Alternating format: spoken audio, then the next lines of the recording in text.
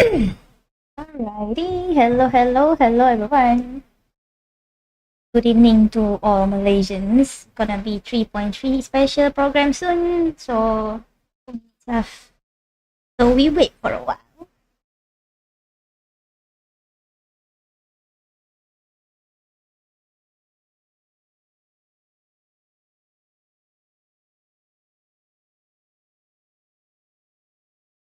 Can see so many people live on Twitch today for the Genshin Impact special program.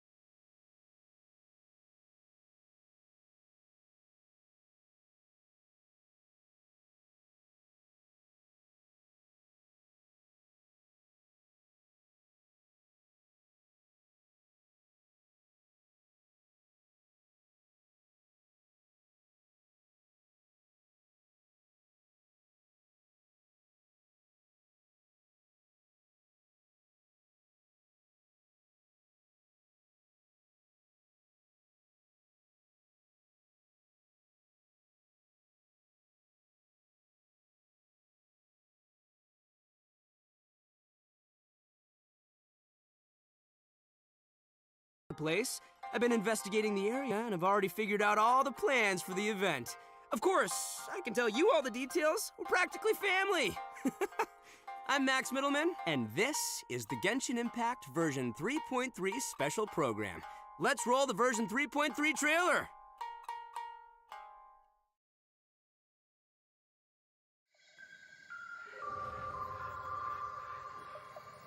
A friendly word of advice. Test of Courage events tend to give rise to a variety of strange rumors and stories. So please, be sure to exercise caution. Ah!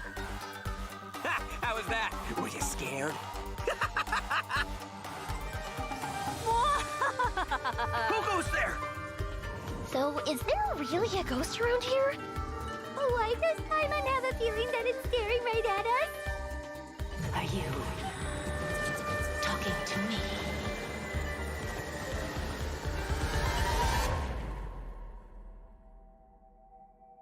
Jester, I have completed the task you gave me. From this day forth, Balladeer and Kabukimono will cease to exist. Did you really think you would be able to see through my plan? Dottore.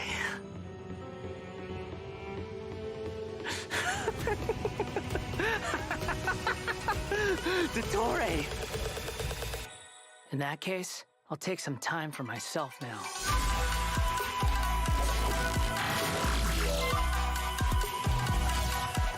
Squall and Fury!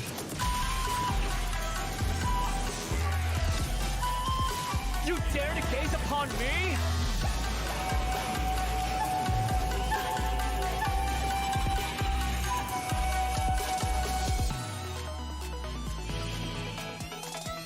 Dare to mess with me?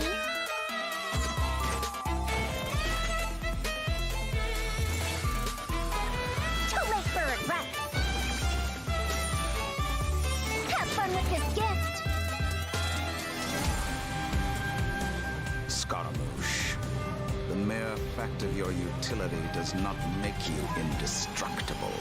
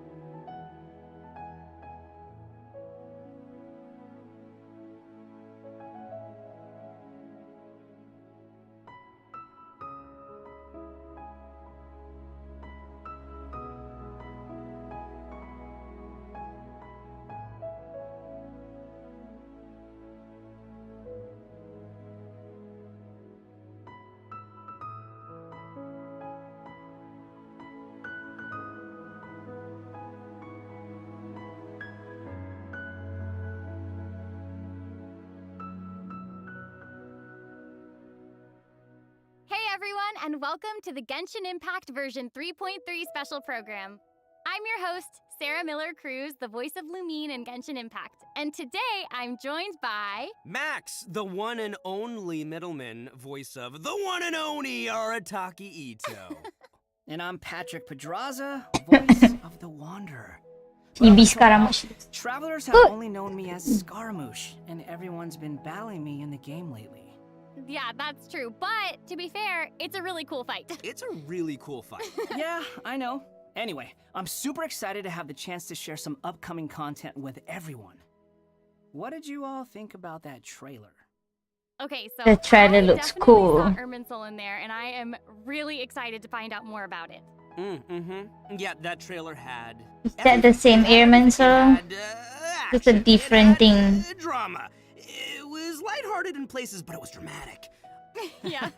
Dude, I'm just super stoked for everyone to see Scaramouche's, backstory. I'm super excited about it for reals. Heck yeah. Well, speaking of that, following the story's development, Scaramouche is still in Nahida's custody.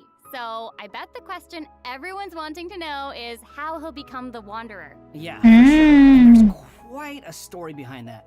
If you're interested, then be sure to play through the Archon Quest interlude chapter in version of Genesis. I need to finish the previous Archon Quest There's so much to learn in first. this quest, so I hope everyone checks it out. Oh, come on, man. You can't just leave everyone hanging like that. How about some hints? Come on, please. Please. All right. How can I say no to Chibi Ito? You can't. Here's a little preview from the quest. Ooh. We ran into two people at the academia today talking about an essay. Turns out their topic was about the Tatarasuna incident. From what they were saying, it sounded like lots of Tatarasuna's history is still unexplained. And most of the information we have now is just from people filling the gaps with their imagination. At least that's what they thought. Well, they guessed right about one thing. Tatarasuna was sabotaged. Pretty rad. Wait, why are they talking about Tatarasuna? I guess we'll have to see. It is interesting, though, to see the Traveler, Nahida, and Scaramouche all together so peacefully like that. Yeah, but in this interlude chapter, Nahida will task the Traveler and Paimon with keeping an eye on Scaramouche while we go with him into Irminsul in search of some information. Oh, interesting. So obviously Nahida must have some reason for deciding to keep Scaramouche around. Oh, yeah, totally. And I'm liking Scaramouche's new style. Ooh, dude's looking sharp. Heck yeah, boys. Nah, right. And at this point, he's known by a completely different name, the Wanderer. I love that name. Okay, so I know I'm not the only one who's curious about what happened. I mean, it looks like he's really changed a lot. Yeah, for sure. But I'm afraid that's all we can show for now. Even the Travelers haircut will have also to experience changed. the story for themselves in game. I mean, it's better to explore the storyline without too many spoilers, right? True. Yeah, I guess you're right. Okay, we'll leave the rest for travelers to discover themselves. But the Wanderer is also going to be a new playable character in version 3.3, so let's talk about that. I'm sure many of our viewers are curious about his talents. Heck yeah, sure thing. Yawns a tree. Let's have a look at the Wanderer in combat. There's no need to exchange pleasantries. It's rather pathetic to force a conversation just to occupy vision. silence. The wind rises. Wait. What weapon did he use anyway? Bow your head. Ooh.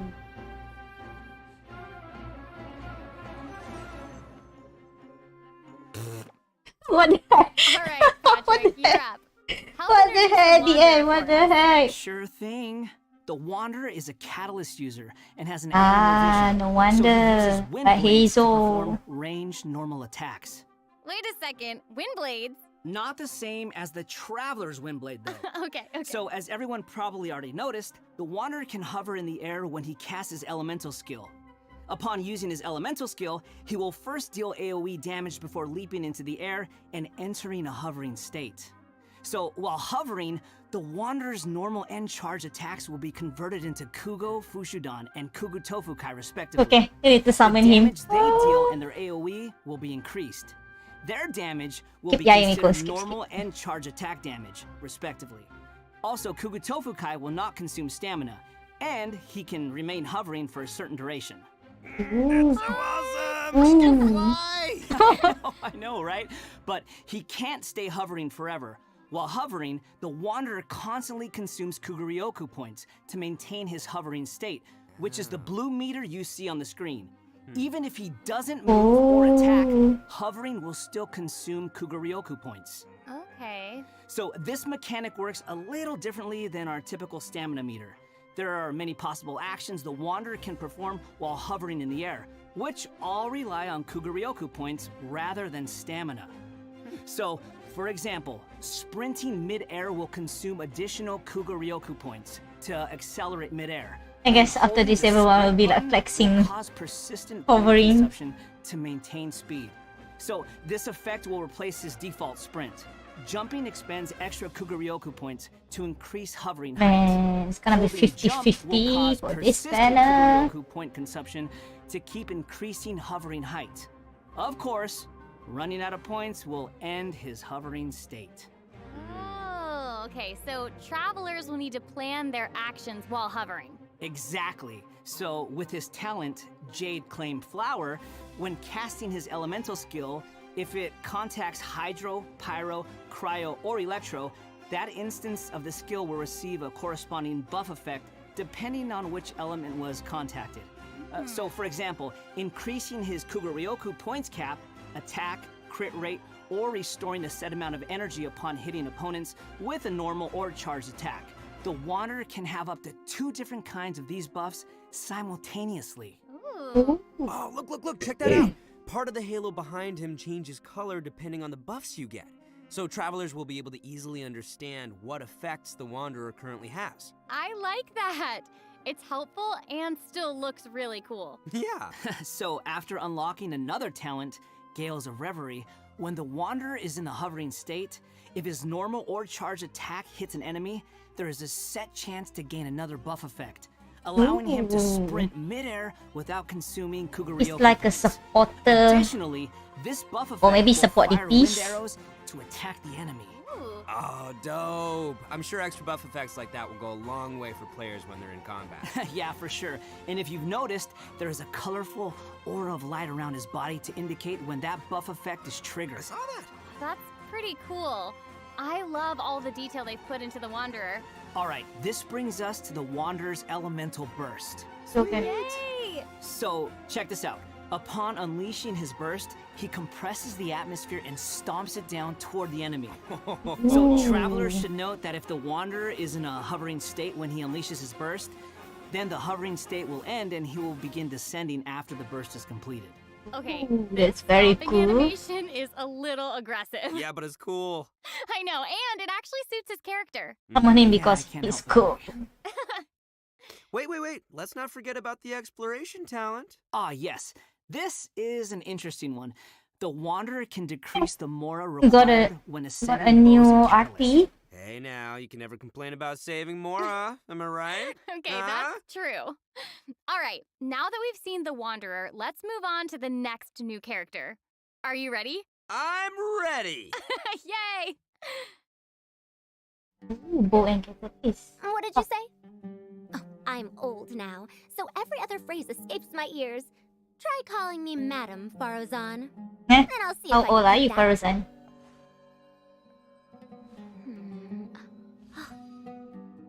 Huh? What is it that you would like to learn more about? Different forms of pressure-based puzzle mechanisms? The base layer design of elemental monuments? Huh. Wait. Did you forget to call me Madam Farozan just now when you asked your question? Hmm. What? She's so narcissistic.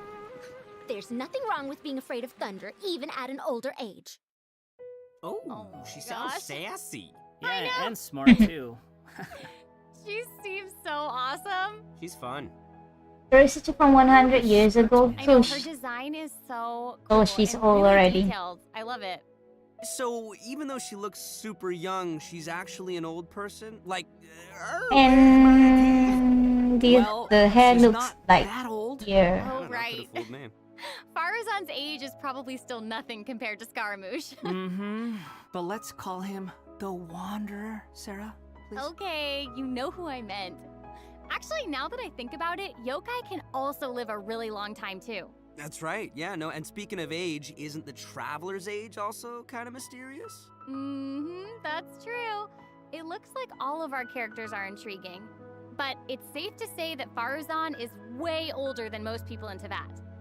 Faruzan works in the Academia's Haravatat Darshan and has been a Hairbod, which roughly means mentor, for over a century. So I bet everyone out there is wondering if she's also some kind of creature blessed with long life, you know? Like Klee? No, she's actually just your regular, typical human being. Well, maybe not so typical. About 100 years ago, Faruzan was an undisputed genius, traveling all around Sumeru and solving many puzzles and mysteries. Oh, how did The she? notes she left behind eventually became the basis of mechanical research for later generations. Whoa, she sounds pretty amazing. But later, she accidentally stumbled into some ruins while trying to solve a puzzle. There, she encountered some strange phenomenon which stopped her from aging, and was trapped there for nearly 100 years. Woo. She eventually solved the puzzle and was able to finally return to Sumeru. Can you imagine being trapped in a puzzle for 100 years? Wait. So that's how she's been Hairbod for over a century? Yeah. And even No wonder now, she still she- has the pride of a scholar in her heart and is a very talented person. It's just that after being separated from the world for so long, she's kind of fallen behind the times now. Oh, hey, I get what you mean. She was once a proud researcher in a niche field that has become unpopular after 100 years. So, is she still completely dedicated to her field? Yep. And she often tries using her old age as a means of drumming up support for her ideas. However, I think she'd prefer to be complained about for using her seniority rather than garnering sympathy for her experience of being trapped in the ruins. Definitely a character I don't want. Quite the character. I know, right? Okay, so now that we've covered her backstory, why don't we take a look at Faruzan's abilities in combat? Let's do it. Fight. 100 years have passed, yet there hasn't been any change to those dumb rules at the Academia. Dare to mess with me? Have fun with this gift! What element? Also wind? I love all the geometric shapes when she's playing. Did you guys see that? Yes, there's so much geometry. And I took geometry. It looks so cool. Ah, yeah. So Faruzan is an animo character, and she wields a bow as her weapon. Oh, so many Her animal. normal attacks are the usual bow attacks you'd expect from a bow user, so there's not too much to say about that. But her skills are where things get interesting. Her elemental skill deploys a polyhedron that deals damage to enemies. After using her skill, her next aimed shot will become a special attack that creates a vortex, pulling nearby objects and opponents in. Oh, nice. So she can clump enemies together. And there's also another thing about her special charged attack. It will create a vortex effect at its point of impact, and if the attack hits an enemy or ally member, it'll apply a mark and create a vortex after a short delay. Okay. So it looks like there will be a lot of potential uses for this attack. Travelers will have to experiment with it and see what they come up with. Yeah, I think it'd be amazing to try hitting teammates with the arrow in co-op mode and have them charge into the enemies to group them all together. I'll have to see who wants to try that with me. After unlocking the talent Impetuous Flow, the time required for fully charging Faruzan's next shot will be reduced, and the arrow will reduce the target enemy's animo resistance. In her elemental burst, she deploys a dazzling polyhedron and releases a whirlwind pulse. Throughout its duration, the dazzling polyhedron will continuously move along a triangular path. Once it reaches each corner of that triangular path, it will unleash one more whirlwind pulse. Yeah, 1 minute she's here, the next she's gone for 100 years. Hey. Ba-da-boom! No. Nyah, nyah, nyah, nyah, Even Sino's jokes are funnier than that. nyah. It was pretty All funny. right. Anyway, let's hear what effects these whirlwind pulses have. Sure. When the whirlwind pulse hits opponents, it will decrease their animo resistance. It will also apply an animo damage buff effect to all nearby party members when it's unleashed. Oh, Travelers should note I that guess the effective she'll be range good of for this buff the is quite quite whole large. animo And it's team. not just within the whirlwind pulse itself, so there's no need to go chasing the polyhedron. After unlocking her talent, Lost Wisdom of the Seven Caverns, when a team member uses normal, charged, or plunging attacks, elemental skills, or elemental bursts to deal anemo damage to an enemy, the damage will increase based on Farazan's base attack.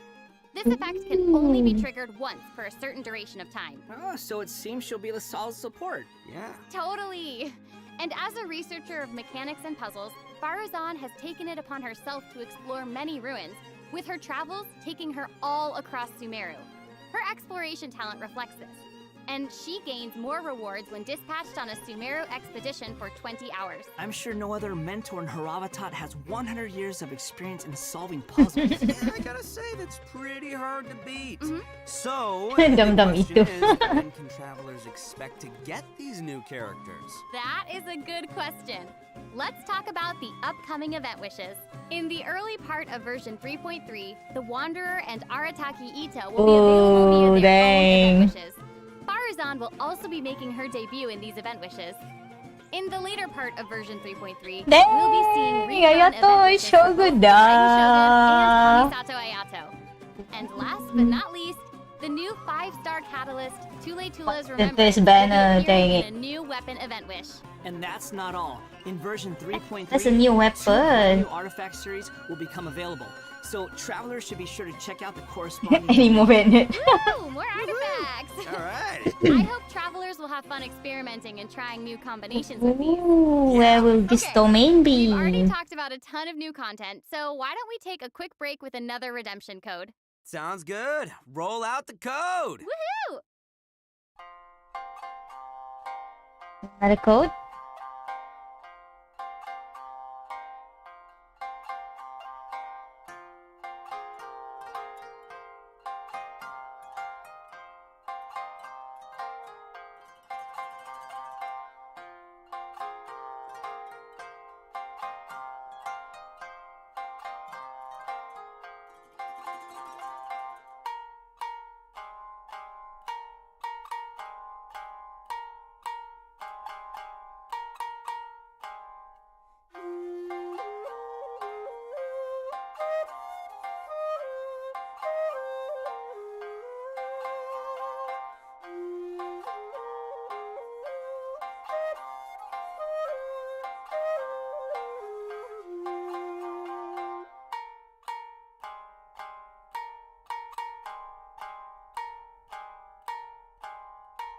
Welcome back to the version 3.3 special program.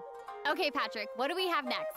So next, we'll be covering the upcoming events for the new version. That's right. We've already mentioned the Test of Courage event, and I'm sure plenty of you were wondering about that, so let's start there. Aha! You must be here to participate in the Test of Courage. Ooh, test of Already see the courage. dark aura surrounding the two of you. If you carelessly go running into the event, Dang, what the heck is this event? one little misstep, and the darkness will swallow you up. Some strange and unusual things may occur along the way. Wait, If why you does she refuse looks to like attend Helga? it, You may withdraw from the event at any time. This is your last chance. I'll count it down. 3, 2, 1. Welcome to the Test of Courage. Enter at your own risk. That was pretty interesting. Ooh, that sword looks weird. It looks like an Yeah, umbrella. I mean, it is a test of courage, so I'm sure there'll be some scary stuff going on there. I ain't scared. Anyway, to successfully clear this event, we'll be facing a series of little tests. Ooh, what's this? Tests, you say? Yes, that's right. Word has it that if you walk around the test of courage, you might find yourself encountering a special sort of game. We've already got the rules down, so I'll do a quick introduction. Basically, travelers will have to control a bouncing bar to bounce a ball and use skill ball effects to break as many bricks as possible. Okay, I'm liking this one. Seems pretty straightforward. During the game, travelers will be able to trigger elemental reactions to break bricks more effectively. Nice! It even has elemental reactions. Yeah, we can control the character to move the bar. When the character we're using is either Pyro, Hydro, Cryo, or Electro, the corresponding element will be applied to the bar. By switching characters, you can change the element of the bar. Okay, all the pieces are falling in place now. The bar can infuse a certain element, and the blocks also have their own elements. So causing a skill ball of one element to hit blocks of different elements will trigger elemental reactions. What the heck? Yep, Tetris. you nailed it. The bar No, will not add the Tetris. element corresponding to your character. Apa nama game Besides dulu-dulu triggering tu reactions the way lah. you just This mentioned, one is an old if the skill game. ball is already infused by an element and it hits the bar, it will also trigger a reaction, causing the skill ball to have some additional effects. When preparing your team, you can equip modifiers to receive various buff effects, which will help you successfully clear the challenge. Oh, nice. Also, This is when an there are old less than a certain game. amount of bricks on the board, and the ball lands another hit, the bar will unleash fireworks. Whoa, cool. Yeah. Travelers can utilize this effect to break some bricks that would normally be difficult to hit directly. It's like a bonus attack. Oh, Yeah. sweet. So, travelers will need to select characters of the right elements, equip the appropriate modifiers, and use different elemental reactions to break bricks and score more points. And then travelers will be able to use their points to exchange for rewards in the event shop, correct? That's right. Also, travelers will have the option of teaming up and playing the event together in co-op mode. Oh, looks like a lot of fun. Yeah, super fun. Yeah, in addition to this minigame, the Test of Courage storyline will also contain more challenges. Travelers will even have a chance to meet with some good friends again, so be sure to check out this new event. All right, let's move on to our next event. Okay, so next up, we have a race event called Across the Wilderness. Mm, Your there's objective, so many events. collect balloons. Woo! I don't know, seems like the Wanderer's abilities might come in real handy here. I know. Yeah, but they're the Wanderer. So, in this event, each stage will have wilderness balloons scattered all around. Travelers will need to find as many wilderness balloons as possible within the time limit to earn increasingly better rewards. So during the challenge, travelers will be able to utilize their character's skills and talents. So it'll be important to assemble the right team depending on the traits and terrain of the challenge area. Oh, interesting. Yeah, so travelers can also use something called the Wilderness Compass to obtain various buffs, which include enhanced jumping capabilities, increased movement speed, or unlimited stamina, etc. Ooh, cool. However, you can only claim one buff during each challenge. You must consume Blessed Energy to use the compass and gain the selected buff. You may charge the compass up by finding wilderness balloons or interacting with Blessed Energy in the challenge. Or you can always wait for the compass to passively charge over time. Yo, this event looks pretty crazy. It's almost like watching parkour. Yeah, there are two different kinds of wilderness balloons in these challenges.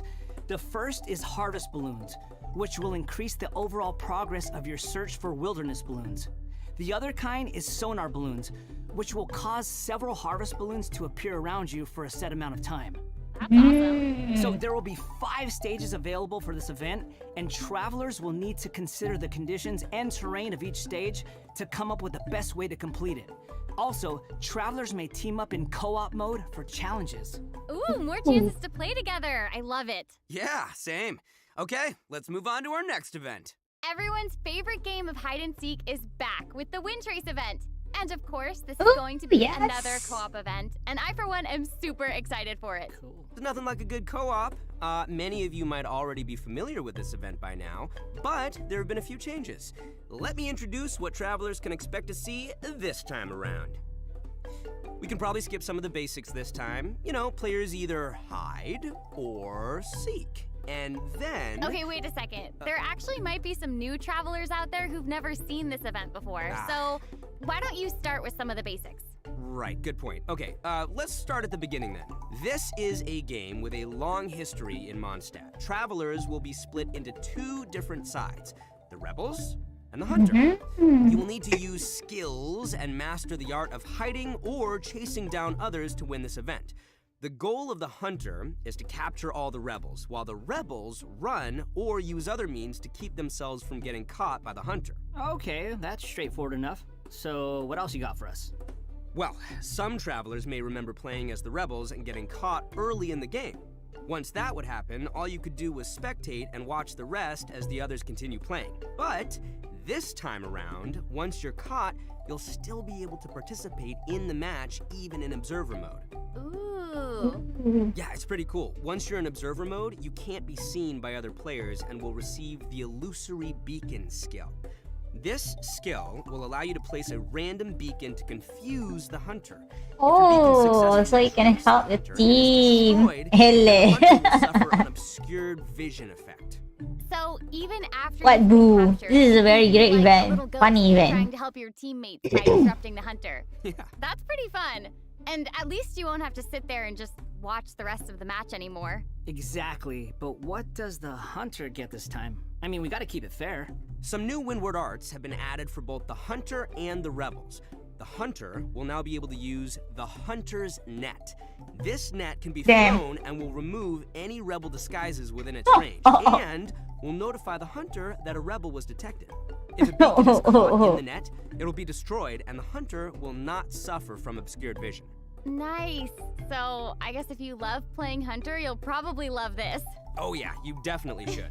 The skill rebels used in previous versions of the game to place beacons can now only be used by players in observer mode. However, the rebels will be able to use an all-new concealing beacon skill.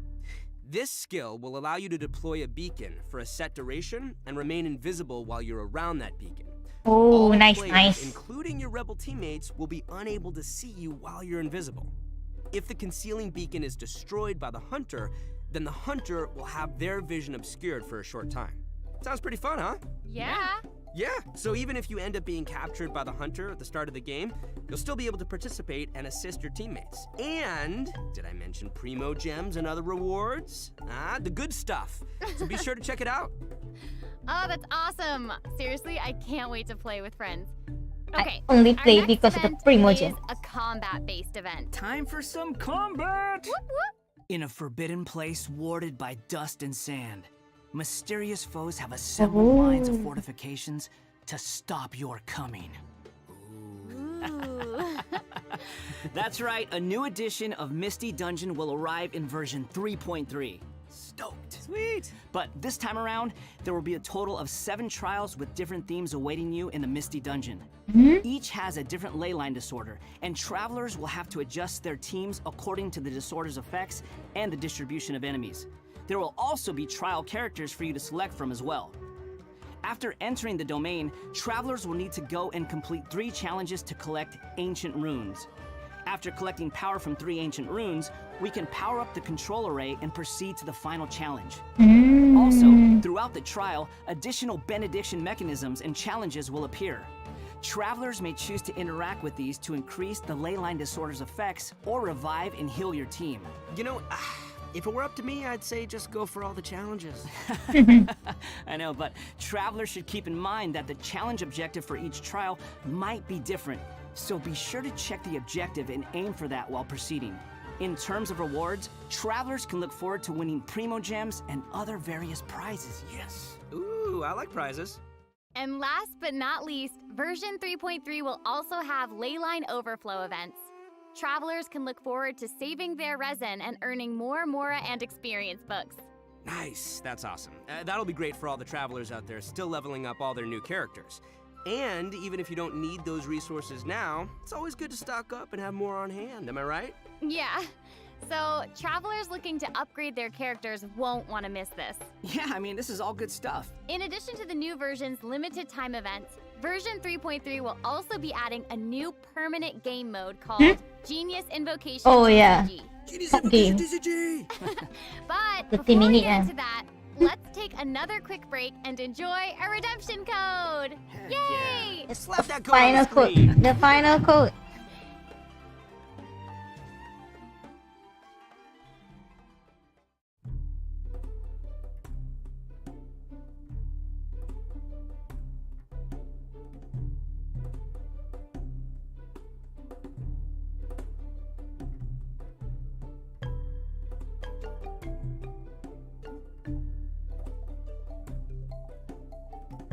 I guess everyone will be like cut game no. Woohoo.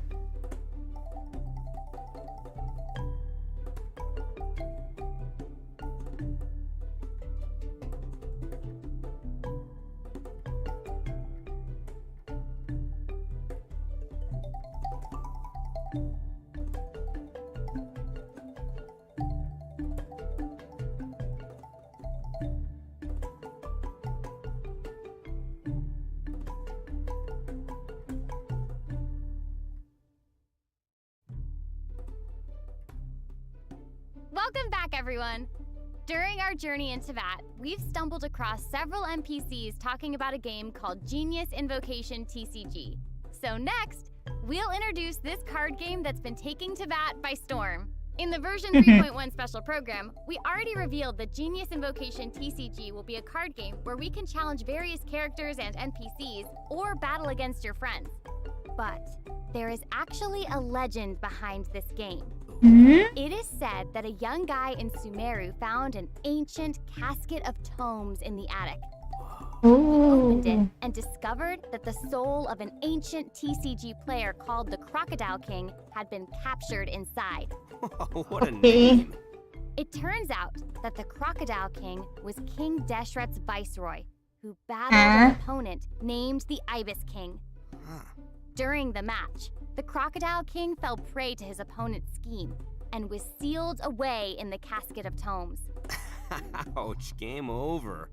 After being unexpectedly released by the kid, the Crocodile King possesses him and helps him to gradually climb the ranks to becoming a legendary TCG player.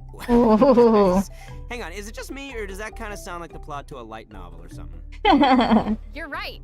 It turns That out was a that cringe Yai one. Publishing House is about to release a hit light novel series based on Genius Invocation TCG. Okay, now this is starting to sound like a plug for Yai Publishing House. Maybe.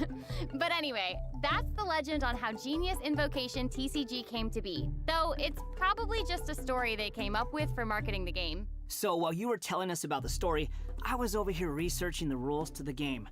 Basically, Genius Invocation TCG is a game where you use a constructed deck of cards to duel against an opponent. The objective is to defeat all of your opponent's character cards. That's right. Also, there are many features and mechanics in the game that resonate with Genshin Impact's gameplay. Yeah. So it shouldn't be too hard for players to get the hang of. Right, I even saw some elemental reactions in the gameplay. Yup, a constructed deck must contain character cards. And as you might expect, these character cards have a normal attack, an elemental skill, and an elemental Cool burst. cut games. So when a character card Yu-Gi-Oh! deals elemental damage to an enemy, it will cause them to be affected by that element. Then, you can switch to a character card of a different element and use their abilities to trigger an elemental reaction. Wait, did you guys notice that there are even monster character cards? Can we even make a deck of, like, just the monsters from the game? You're really getting into this, Max. Heck yeah, I am! I like card games! Who doesn't? So Gonna in be like Genius Yu-Gi-Oh! Invocation soon. TCG, all actions require you to spend elemental dice. Each round, both you and your opponent will roll 8 elemental dice. Each of these elemental dice can have any one of 8 elemental attributes. Hold on, but there's only 7 elements in the world of Teyvat. You're right. So in addition to the 7 standard elements, there's also one called the Omni element. Ooh, The Omni. elemental dice required for a character card to perform an action correspond to the character's element. So, for example, a Pyro character like D-Luke needs either Pyro or Omni elemental dice to perform an action. Clear now? Yep, crystal clear. Also, elemental dice can be used to switch characters or play a variety of other cards, such as equipment cards, event cards, and support cards. All these cards create the potential for a variety of strategies. Right. While playing Genius Invocation TCG, travelers can earn player experience, which will increase your player level. As your level increases, you'll be able to challenge more characters and NPCs. By completing challenges, you may earn lucky coins, new cards, or other rewards. Lucky coins can be exchanged in the event shop for cards, or can even unlock dynamic skins for certain cards. Dynamic skins? Those are cards that have moving illustrations, right? That's right. All character cards can unlock a dynamic skin. After unlocking that, there'll even be a cool bonus animation whenever you cast that character's elemental burst. Cool. And if you're confident in your TCG skills, you can also invite a friend to duel. After reaching a high enough player level, you'll even unlock a matchmaking mode. So be sure to give it a try. Travelers should note that playing against your friends or other travelers won't count towards any leaderboards or provide any rewards. So you can relax. It's all just for fun.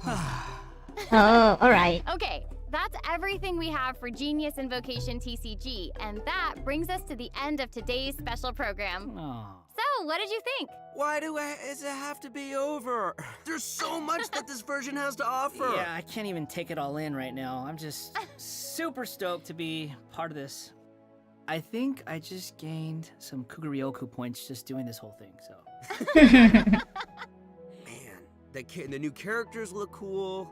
I know, what about Scaramouche hovering? Like, that's insane. I know, that's awesome. That's super dope. That's awesome. And I cannot wait to play in some of these events and mini games. I'm super excited. This was so fun. I'm really glad that we got to do the special program together. I'm so happy I got to come back for another special program. This is my 3rd time being on one of these, and I can't wait for number 4. I'm counting. I'm so happy. This is my first one, so thank you for having me. Ito is everywhere. Yes, Doesn't it feel good to feel special? Seriously, I'm Do just you like, feel special? I really do. Thank you. Well, I think this is the end of our special program. So I hope everyone enjoyed it, and we'll see you in game. Okay, bye. Bye. Okay, bye, everybody. Bye, everyone. Bye. Later. Alrighty. Sending. Me also gonna be saying goodbye. Alright. Guys, later again for another video. Bye-bye.